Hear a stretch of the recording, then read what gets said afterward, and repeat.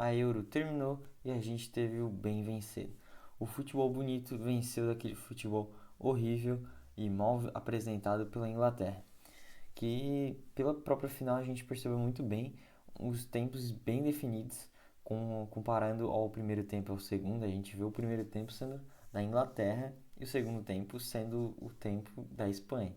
E a gente vê a clara diferença do futebol. A Inglaterra conseguiu colocar o seu jogo no primeiro tempo e a gente já viu um jogo horroroso, um jogo muito mais físico, um jogo em que as defesas estavam se prevalecendo, o cuidado tático estava sendo colocado em primeiro lugar e acabou que foi um jogo bem chato no primeiro tempo. No segundo tempo desenrolou toda a história do jogo e isso se resumiu ao jogo monótono que teve a Inglaterra em toda a competição. E não foi diferente da final. Porém, dessa vez o Southgate não conseguiu sair com a vitória nos outros jogos que ele conseguiu, saiu vencendo nos minutos finais, na decisão de pênaltis, na decisão na prorrogação, com um gol de bicicleta nos últimos minutos do Bellingham. Dessa vez não deu para ele porque o time da Espanha, o melhor time disparado que venceu todos os jogos, não passou nos pênaltis em nenhum jogo e eles conseguiram fazer o dever de casa, que era vencer a Inglaterra, porém com muita dificuldade, e mostrou que a Inglaterra ainda assim tem jogadores individuais muito fortes para decidir algum jogo. Que aquele gol foi praticamente por causa do Cucurella, que saltou uma linha ali, acabou tomando uma bola nas costas e acabou saindo aquele gol. Porém, mostrou também algumas forças de um segundo tempo mais aguerrido da Inglaterra. Porém, isso foi o máximo que pôde se ver pela Inglaterra em toda a Eurocopa. Normalmente, o final de jogo muito mais explosivo, mais com vontade de jogar, exceto a semifinal, que jogou bem, principalmente no primeiro tempo, o que normalmente era bem difícil de se ver da Inglaterra. Os primeiros tempos da Inglaterra normalmente foram bem ruins em toda a Euro. Agora, a Espanha ela não conseguiu imprimir muito bem o seu jogo no primeiro tempo, porém, já logo no começo do segundo tempo, já com a entrada do Zubimendi no lugar do Rodri, que não acabou interferindo muito ao decorrer do jogo, porém, o primeiro lance ali foi uma jogada do Yamal, que ele conseguiu abrir para o Nico Williams e fazer o primeiro gol. Naquele gol, tirou todo o peso daquela seleção ali naquele jogo. Então, o time começou a jogar muito mais tranquilo, o time conseguiu jogar muito mais confiante. A gente viu que foi ao desenrolar da partida uma Espanha que, além de fazer o primeiro gol, sair na frente, eles conseguiram continuar com uma pressão alta, tendo outras oportunidades. O Dani Olmo teve outra oportunidade de fazer o gol, porém não conseguiu. Tiveram outros chutes que chegaram perto. O Lamine Yamal, por duas vezes ele chutou sempre aquela chapada dele, buscando normalmente o canto esquerdo, no caso o direito do goleiro. É um chute meio manjado que acaba às vezes não saindo tão forte porque ele não é um jogador de um chute muito potente. Então, no chute ele ainda, na finalização ele ainda peca um pouco, porém ele é um jogador que no drible, na imprevisibilidade do jogo dele é muito boa. Então, a gente viu no lance do gol que ele fez a jogada e ele ajudou muito. Ele não fez uma partida tão boa quanto na semifinal dele, porém o Nico Williams ele fez a grande partida dele. Ele já tinha feito na fase de grupo outras grandes partidas. Hoje foi mais o dia do Nico do que do Lamine. Essa dupla funcionou muito bem. Cucurella jogou muito bem também. O Dani Olmo, como sempre, um jogador excelente nessa Euro. Conseguiu fazer mais uma boa partida.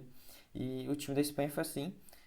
Tomou esse gol do Palmer, que já foi falado anteriormente. Não se deixou abalar, continuou. Porém, já estava pintando meio aquela prorrogação. Mas o jogo lá e cá, aquela loucura.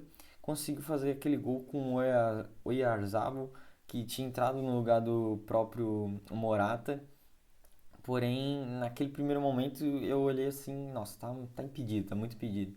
Mas por alguns centímetros o sistema automático do impedimento salvou o gol da Espanha, sacramentou esse título. E ainda o Dani Olmo, que tinha feito o gol nas oitavas, nas quartas, na semifinal, fez mais um gol, que no caso ele tirou aquele gol em cima da linha, que foi praticamente um gol. Ele comemorou como se fosse um gol mesmo. E é para isso mesmo, foi uma baita de uma tirada em cima da linha.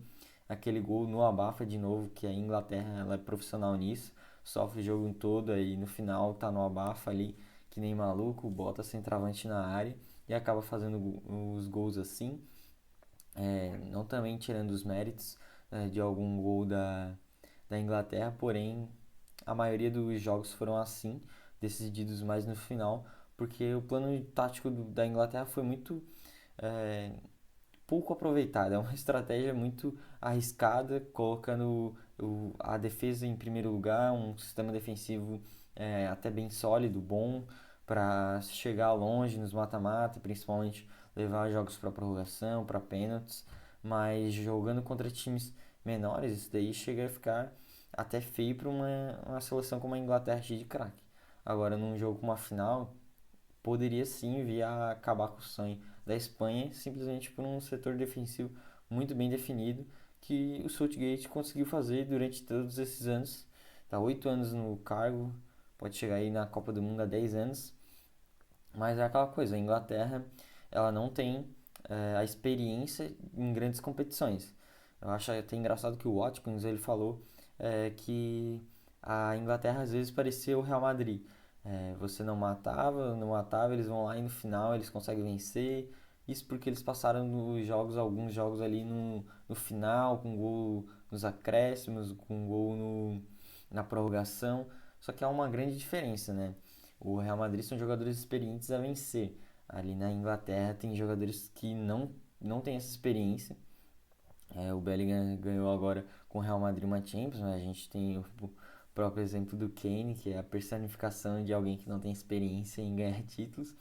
E temos outros jogadores que não estão acostumados a isso. Temos o Phil Foden, que ganha título direto, mas não é uma seleção como seleção, no ambiente de seleção, acostumado a isso. É a segunda final deles, segunda final seguida e a segunda derrota. Isso nunca tinha acontecido, dois times, o mesmo time chegar duas vezes na final da Euro e perder as duas. Normalmente ou eles ganharam duas seguidas, como a Espanha em 2008 e 2012, ou então ganhava uma e perdia uma. E acabou que a Inglaterra conseguiu mais esse recorde ruim, que é perder duas finais seguidas e continua essa sina de não ganhar uma Eurocopa. Dentre todas as injustiças, a maior com certeza vai ser o Rodri levar o melhor do campeonato da Euro. Foi muito feio a própria UEFA aí dar esse título pro Rodri, porque simplesmente o Yamal e Nico Williams mereciam muito mais, até o Dani Olmo merecia mais. O Fabian Ruiz ele foi o melhor meio-campista da Espanha. Isso eu acho que é um fato que todo mundo tem que concordar. E como é que o Rodri consegue levar o melhor jogador da Eurocopa, sendo que ele não foi nem o melhor meio-campista da Espanha? É meio difícil de entender, eu realmente fico revoltado com isso, porque tinha dois caras para dar esse título, dar essa premiação individual.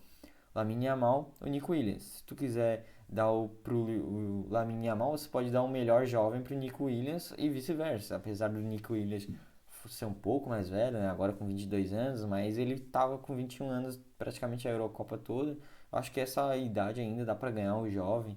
Não precisa ser também que nem o Lamine Yamal, quase uma criança, com 16 anos para 17 agora. O cara ganha da Eurocopa e isso é absurdo. Se tornou o mais jovem a dar assistência na Euro, a ganhar a Euro, a jogar final. Ele é o mais jovem da Euro em quase tudo agora. E entre esses dois, eles poderiam ser muito bem os melhores. E infelizmente o Nico Williams ficou sem prêmio, ficou só com o melhor jogador da final.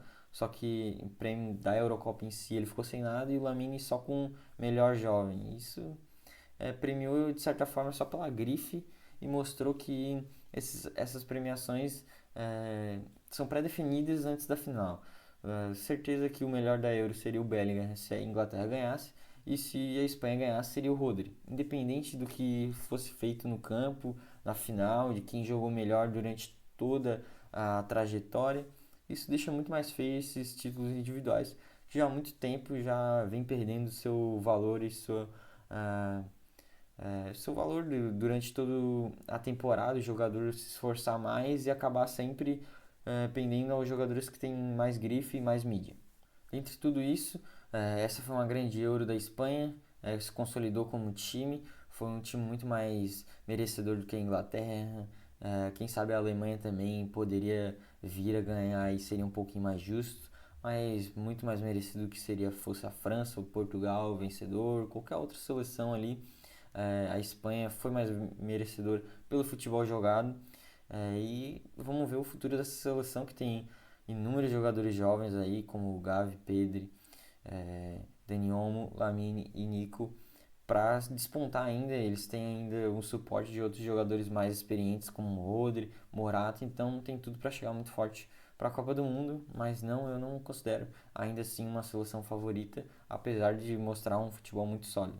Até porque Copa do Mundo é outros 500, não é tão fácil quanto uma Eurocopa.